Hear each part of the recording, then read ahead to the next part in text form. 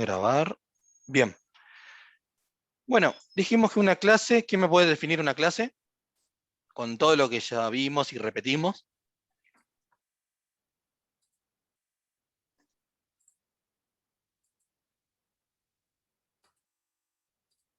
Clic, clic. No van a decir que no lo dijimos, lo repetimos como 3 o 4 veces. Es una cosa que tiene esto y que hace lo otro.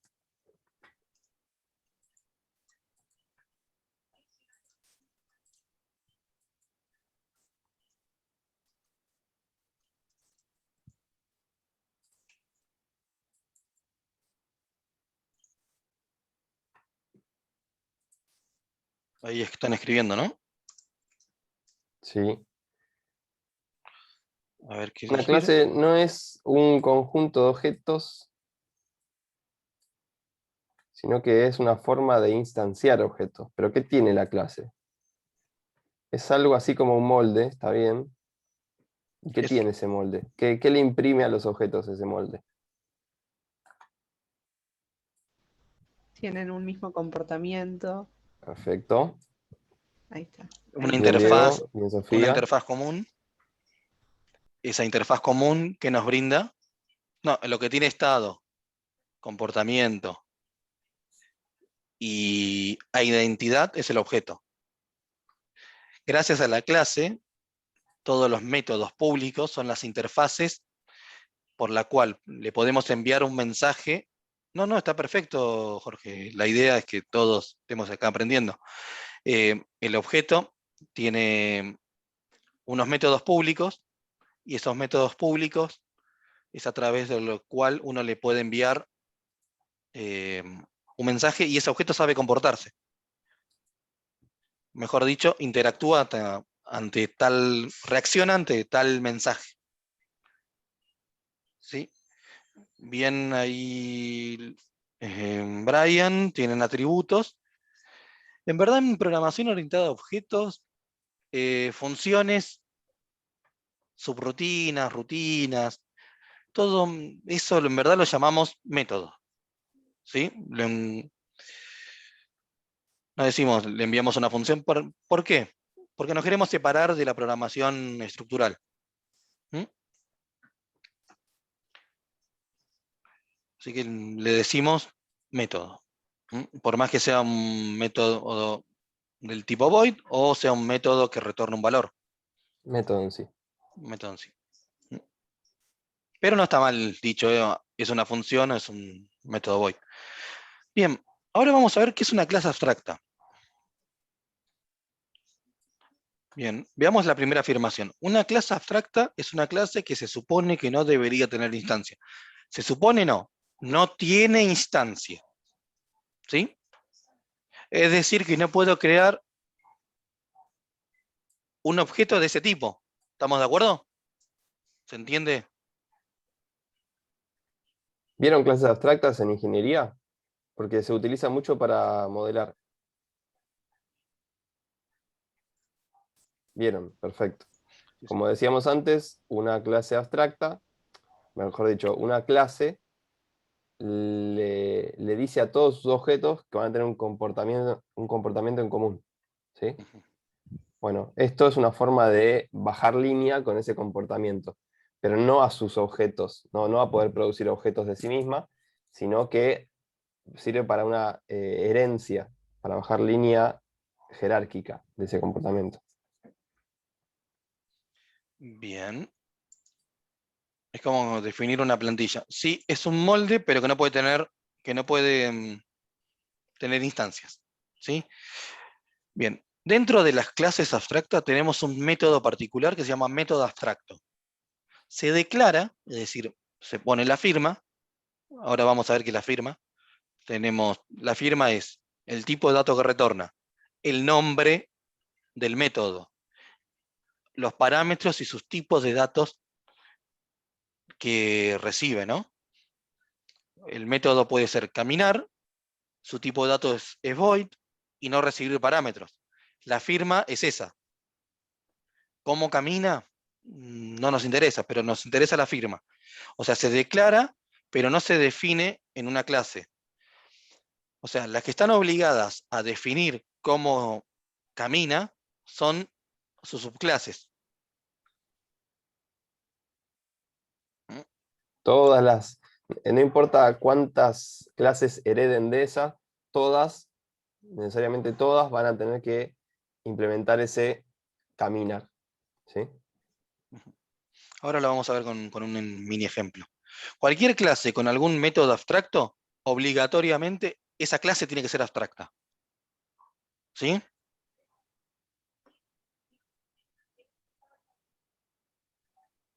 ¿Por qué? Porque un método abstracto no está definido. Entonces, si una clase tiene un método que no está definido, no se puede implementar, no se puede instanciar como objeto, porque si no, no sabría cómo responder. ¿Sí? Entonces, si una clase tiene un método abstracto, sí o sí, esa clase tiene que ser abstracta. ¿Sí? Ahora, una clase abstracta puede tener métodos no abstractos. Funciona en una sola dirección esa relación. Eso lo solemos tomar bastante porque conceptualmente requiere entender qué está pasando con la clase abstracta. Pregunta de parcial. No, claro. O de final. O de final. A ver, vamos de vuelta. No, lo pide acá Jorge. Si una clase tiene un método abstracto, ¿qué es lo que pasa con ese método? No está escrito el código que implementa ese método. ¿Sí? Es solo la firma. Si esa clase no sabe cómo responder a ese comportamiento, a ese mensaje, no se puede instanciar, porque no sabría cómo responder. Por lo tanto, si una clase tiene un método abstracto, esa clase tiene que ser abstracta. No funciona así al revés. Si yo tengo una clase abstracta, puede tener métodos que no sean abstractos. Nadie me lo prohíbe. Tal cual. Bien. Profe, Bueno, ¿puede dar un ejemplo de cuál sería una clase abstracta? Animal. No te lo digo. ¿Sí? Clase animal puede tener algunas propiedades, algunos atributos de los animales, puede tener algunos comportamientos de los animales, que son generales a todos, pero aquellos que no sean, que digamos que cada animal particular tenga que implementar un comportamiento, son métodos abstractos. otro buen ejemplo podría ser, modelamos la UPE. ¿Sí? Matías, vos tenés nombre, apellido y DNI, ¿no? Sí, Sí. Voy a aprovechar algún otro. Sofía, ¿usted tiene nombre, apellido y DNI? Ya que tiene micrófono y Sí, participa. Perfecto. sí, Pero vos, Matías, sos profesor eso dicen. y Sofía es alumna. sí, Bien, entonces tenemos una clase, persona, perdón, spoiler, una clase profesor y una clase alumno o alumne, ¿no? Para incluir. Sabemos que cada uno tiene nombre, apellido y DNI. ¿Estamos de acuerdo? Entonces, ¿qué vamos a hacer? sí. Esas propiedades en común se pueden abstraer en un nivel jerárquico superior, ¿sí? O generalizar, que se usa mucho cuando se modela, y entonces tenemos una clase persona. Claro, y esa instanciarían el alumno y el profesor sería. Exacto. Es más, hasta podría tener otra Más o menos. O sea, la clase persona sería abstracta y quizás para la solución de la UPE no le sirva, o sea, analizando este problema en sí, no le sirva a una persona, así como si nada. Quizás tenga que ser una persona que esté más específica, sea más específica esa definición. Entonces es una persona abstracta y heredás en alumno y en profesor. Y lo que podés instanciar son alumno y profesor, pero no persona como si nada. ¿Sí? Porque de alguna manera la clase abstracta es como que todavía no está completo lo que vos querés instanciar. Necesitas especificarlo más. Por eso es que haces una clase abstracta. Claro, en el caso de animal tendrías que darle como una especie, Mamífero, ponele, reptil, claro. me- paloma, no sé. Claro, tipo le pones que es un ave, que es un reptil y cosas así, y estás dándole la información que le falta para completar en sí lo que sería la clase, por Claro, y ejemplo. ahí hacemos, o sea, Seguimos especificamos más a especificando. la clase, claro, seguís especificando más hacia abajo en la jerarquía de clases, y ahí sí determinás qué comportamiento y qué atributos tienen que tener para tu programa. Ah, dale, ahora Pero, quedó claro. ¿sí? Genial. Ahora vamos a ver que esa generalización no es por nada. O sea, yo podría crear una persona o sea, un Un profesor y un alumno. alumno por otro lado, y listo.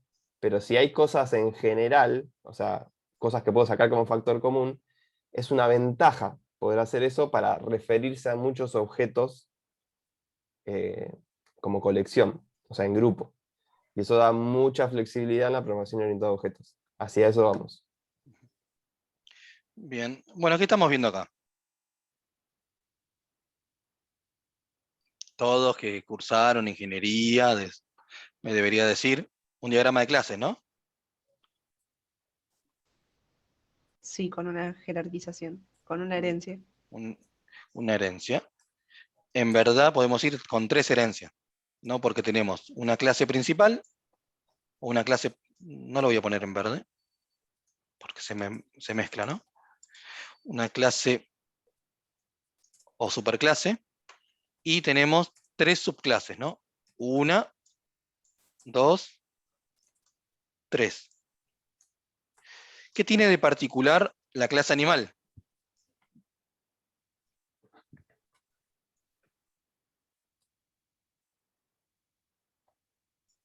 Que es abstracta. Que tiene acá el comentario abstracto, ¿no?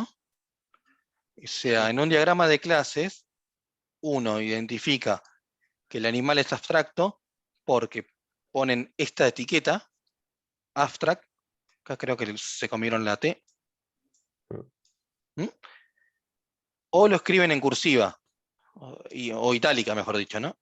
Ah, bueno, trato de escribirlo, ¿se entiende, no? Sí, que está como un poquito inclinada. Exacto, animal, así. Y a veces también el recuadro de la clase es punteado, ¿no? En algunos software. Puede ser, pero esos se escapan del Sí, UML 2.0. implementaciones particulares. Tiene su exacto. Nos quedamos con los El que nos, estándar. el estándar de UML. Ujú. Bien, vemos que tenemos el método comer. ¿Come de la misma forma un gato que un pez, que una araña?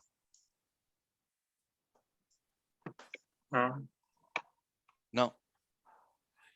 Una araña come de una forma, atrapa algún bicho con alguna telaraña y se lo come. Mi gata come, salta y come la comida el alimento para gatos. Y un pez lo mismo, le tirás en la pecera el alimento para pez, ¿no? Si es doméstico. Y si no, comerá plancton en el mar. O- pero bueno, cada uno realiza la misma acción. Su comportamiento es comer, pero cada uno come de forma distinta, ¿no? Lo importante acá es que todos los animales comen, eso no queda duda. Entonces, la clase abstracta animal le está imponiendo a todas sus clases heredadas que necesariamente coman.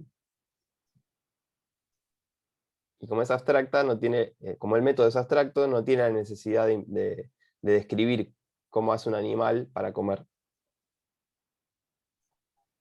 Lo implementa cada clase derivada, clase hija. Ujú. ¿Se entiende el concepto de la clase abstracta? Yo tengo una duda con respecto a la clase abstracta y la interfaz. ¿Cuál es la diferencia? Porque la interfaz también indica qué métodos debe tener. Perfecto, tal cual.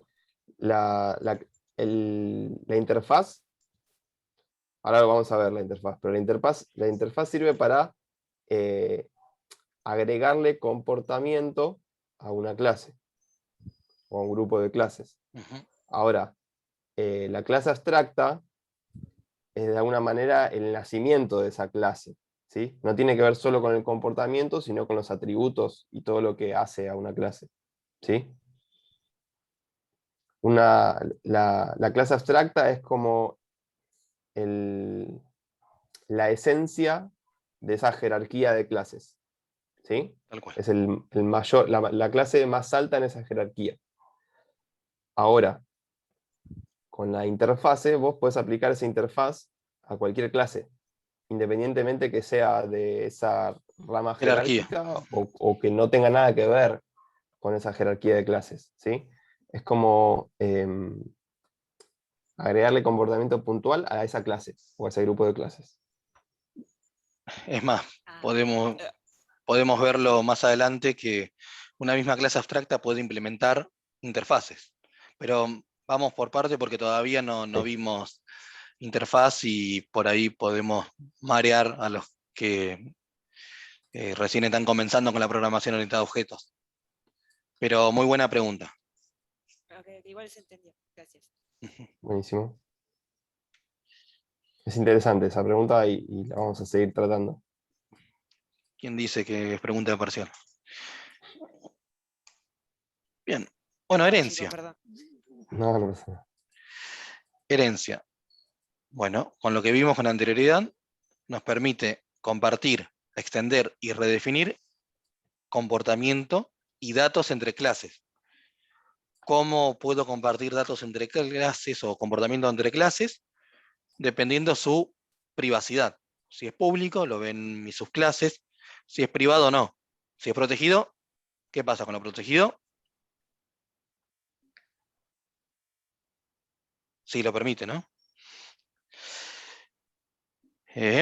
Si dijimos que una clase es a la vez una generalización y un molde para objetos, una subclase será un molde mucho más específico, ¿no? Un poquito más específico que el molde de la clase padre. Padre. Ujú. Está muy pensado en la lógica patriarcal, la nuestra, clase padre. La clase superior. Bien, podemos llamarlo clase superior. Vamos a Clase base. clase base. De hecho, Git dejó de llamar slave y master. Dejó llamar master a la rama Principal. Y principal. ahora se llama Ahora se llama main. Bien. Bien. Bueno, continuemos. GitHub. GitHub. No, GitHub. Cierto, puede ser que solo GitHub. Pero no sé si ya es un estándar, de Git. Creo que Ya, no. ya se permite. Creo Si ahora creas un nuevo proyecto, bueno, que creo. lo charlamos después. Lo charlamos después. Pero sí, digamos que GitHub sí, pero estoy seguro que es la demás. Pero una apuesta. Después apostamos algo. Sigamos, digamos. Sigamos. Bueno, la herencia organiza y facilita el polimorfismo y el encapsulamiento y también la jerarquía, ¿no? Si una clase hereda más de una clase, estamos hablando de algo llamado herencia múltiple. Y ojo aquí, herencia múltiple no se permite en C#. Y ustedes me van a decir, entonces ¿para qué sirve C#? Te voy a decir, en Java tampoco. En C++ tampoco. ¿Qué lenguajes admiten herencia múltiple? Te puedo mencionar En C++, Smalltalk. en C++ se puede, Ujú. pero ¿por qué? Porque no existen las interfaces. ¿Sí? O En C++, sea, sí. a ver, las interfaces vienen a organizar esa jerarquía, ¿sí? Primero vamos a aclarar una cosa que se suele confundir. Una clase no puede heredar de más de dos clases. O sea que no puede tener dos clases base. ¿Sí? Como por ejemplo decir que un animal puntual, como por ejemplo, no sé, un tigre, herede de animal o de mamífero y a la vez de la clase de vertebrado. Mm, No se puede dar ese doble padre, digamos, ¿sí? Eso es lo que no se puede. Y en C++, por ejemplo, sí. ujú. Pero eso trae en implementaciones particulares algunos problemas. ¿Cómo salvamos ese mecanismo de traer comportamiento de una clase padre y de otro lado? Con las interfaces que vamos a ver ahora, ¿sí? Que traen un comportamiento que sí o sí tiene que implementar esa clase, pero no está relacionado con su familia o con su linaje de clases base. Bien. Tenemos un punto más Ujú. que nos dice que al subclasear podemos redefinir los métodos heredados, ¿sí? O sea, puede ser que una clase padre tenga un método y haga determinada cosa, y el hijo dice, no, yo lo hago a mi manera, ¿sí? Podemos sobreescribir un método. Ujú. Sí, sí, de hecho puede ser el método virtual para que nos permita sobreescribir. Ahora, También se puede, sí, también se pueden sellar los métodos para que no puedan ser sobrescritos. también. Bien. Bueno, al igual que no quiero profundizar en esto, en mucha teoría, al igual que en Java, C# no soporta herencia múltiple, es decir, una clase solo puede heredar de una única clase. Pero que el concepto de multiherencia existe, ¿no? Es más de manual, es de teoría, pero existe. Bien, bueno, vemos acá la herencia. La abuela, entiendo, abuela y abuelo, nieta, ¿qué vemos? Tienen la misma nariz, ¿no? O sea, heredan, eh, en este caso sería algo físico, pero heredan comportamiento, ¿no? Bien, Polimorfismo, qué bueno, palabra pesada. Esta es una de las cosas que lleva un tiempo hacer un clic. Pero que cuando hace clic es buenísimo porque entendés todas las ventajas que puede llegar a tener la programación orientada a objetos, ¿sí? En cuanto a lo que es extensibilidad de código, ¿sí? Y, y digamos, esa generalización en los comportamientos que te permiten después escalar el código sin tener que reescribir lo que ya está escrito. tal Bueno, cual. polimorfismo lo usamos para lograr distinto comportamiento según el objeto receptor, enviando el mismo mensaje, ¿sí? O sea, alguien, una clase, un objeto, va a emitir un mensaje y el receptor de ese mensaje va a implementar ese mensaje a su manera, ¿sí? Va a responder a su manera. Puede ser que se utilice para un objeto solo, o sea, yo me comunico con un solo objeto, o me comunico a un grupo de objetos que los puedo referenciar de la misma manera, por ejemplo, animales, y yo a todos los animales le digo, caminen.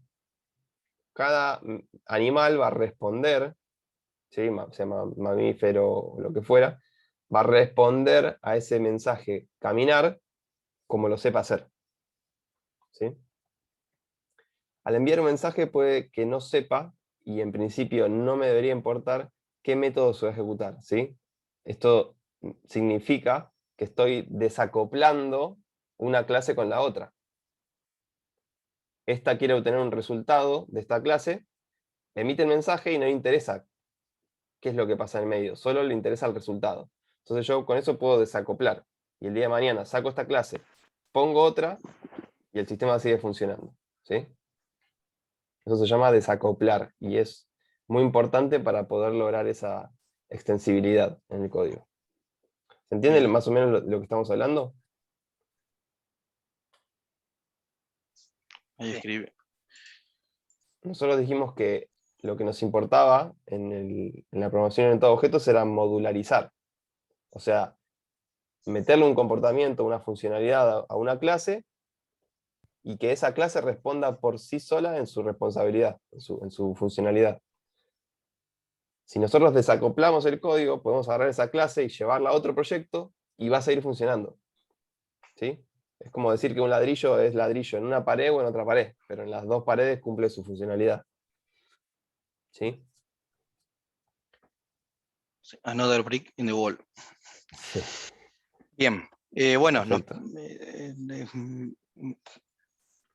Comentaste lo de que permite agregar una nueva clase a esa jerarquía y que las siguientes van a estar obligadas a implementar el, el contrato. Claro. Perfecto. El comportamiento que responde a ese mensaje. Ujú. Bueno, continuamos. ¿Qué tenemos aquí? Interfaces. ¿Sí? Bueno, una interfaz es un conjunto de declaraciones de métodos que no tienen código. Esto es así hasta C# 7.0. Pero nos quedamos con este concepto. Una interfaz es un conjunto de declaraciones de métodos sin código. ¿A qué le suena con algo que mencionamos antes?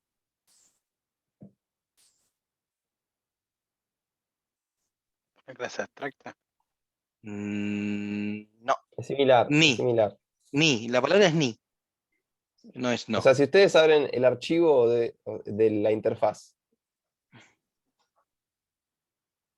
por ejemplo, ¿qué podría ser? Un comportamiento. A ver, ordenable podría ser. Y ordenable podría ser una interfaz, que es la interfaz que tiene los métodos que ayudan a algo a ordenarse. ¿Sí?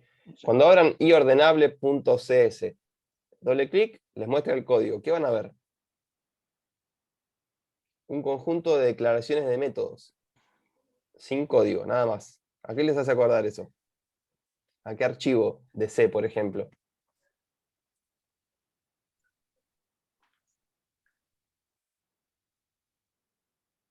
Vamos, muchachos, muchachas.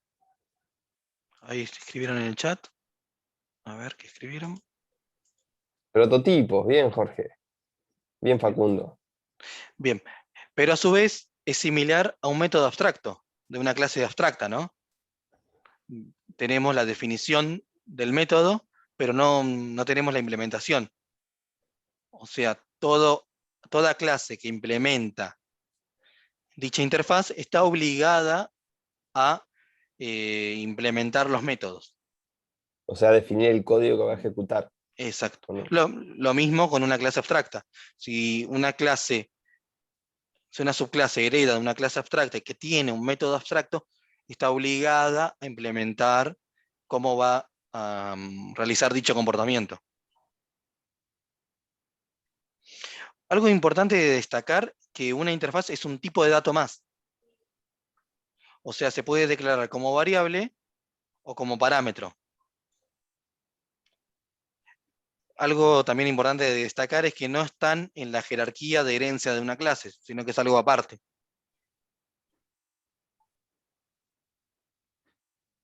Yo puedo crear, como creo objetos, mejor dicho, como creo referencias, ¿sí? De una clase para manejar un objeto. Por ejemplo, digo, no sé, vamos de vuelta al ejemplo de los animales. Tigre, mi tigre igual new tigre, ¿sí? Estoy haciendo que mi tigre, que es la referencia, apunte al objeto que acabo de crear con new tigre, ¿sí? Yo puedo hacer que una referencia sea, en vez de un tipo de clase, sea un tipo de interfaz. Entonces puedo referenciar a todos los objetos que implementan esa interfaz. Volviendo al ejemplo de los animales, podría ser el de los invertebrados, ¿sí? Y apunto a todos los, o vertebrados, y apunto a todos los animales, no me interesa qué animal sea, que sea vertebrado, ¿sí? O sea, es una forma también de hacer ese factor común para referenciar a varios tipos de objetos, la interfaz. Y como Bien. dijimos, cada objeto va a implementar esos métodos que están listados en la interfaz a su manera. Cada uno va a tener su implementación propia. Por lo tanto, la interfaz es una gran herramienta para realizar polimorfismo.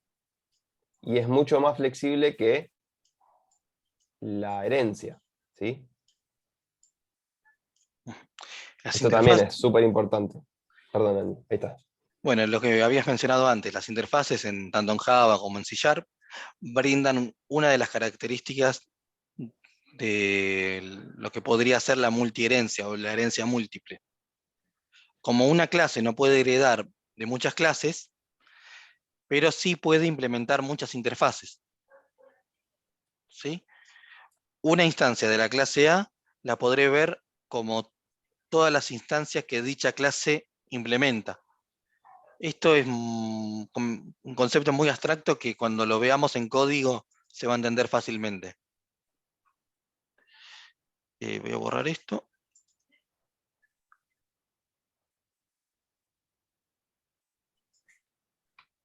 Bien. ¿Qué ganamos con las interfaces? Bueno, como mencionamos antes, despegamos el polimorfismo de la jerarquía de herencia.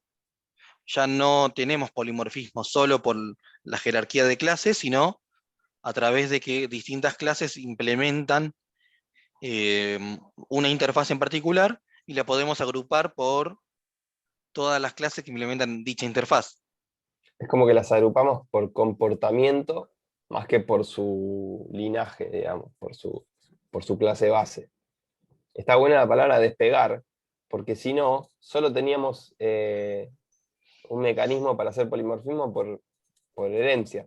En cambio, de esta manera, es mucho más versátil el polimorfismo. Recordemos que la característica más valiosa del polimorfismo es que en un contexto no sé qué método se va a ejecutar al enviar su mensaje. ¿Sí? Hacemos polimorfismo por comportamiento con las interfaces.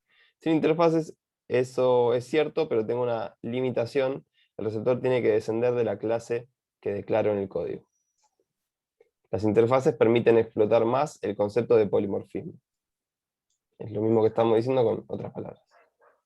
Sí, se puede implementar más de una interfaz, Jorge. Sí, de hecho suele suceder. Cuanto eso está bueno, viene a traer es una pregunta que trae un concepto muy copado e importante, ¿no? ¿Se puede implementar más de una interfaz? Sí. Y en la mayoría de los casos complejos, conviene que implemente más de una interfaz. O sea, no meterle todo el comportamiento a una clase por una sola interfaz, sino dividirlo y tener interfaces específicas para cada comportamiento. ¿Sí? O sea, que cuando abrimos una interfaz no tengamos un listado así de métodos, porque si no todas las clases que implementen esa interfaz tienen que escribir el código para todos los métodos. ¿Se entiende? Empieza a ser medio engorroso. Bien. Algo que quiero mencionar es, ¿tienen dudas hasta acá? Y ahí explota el chat. Bien. No. Si Ah, tienen dudas, pueden ir comentándolas, incluso pueden escribir en el canal clases, así van quedando listadas y si no respondemos ya mismo, las vamos respondiendo después. De todas bien, formas, creemos que lo mejor es que ustedes pregunten ahora y respondamos en vivo, porque la explicación es más rica, digamos.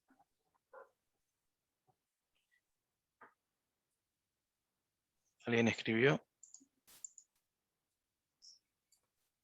Sí, obviamente, cuando veamos código va a ser mucho más claro.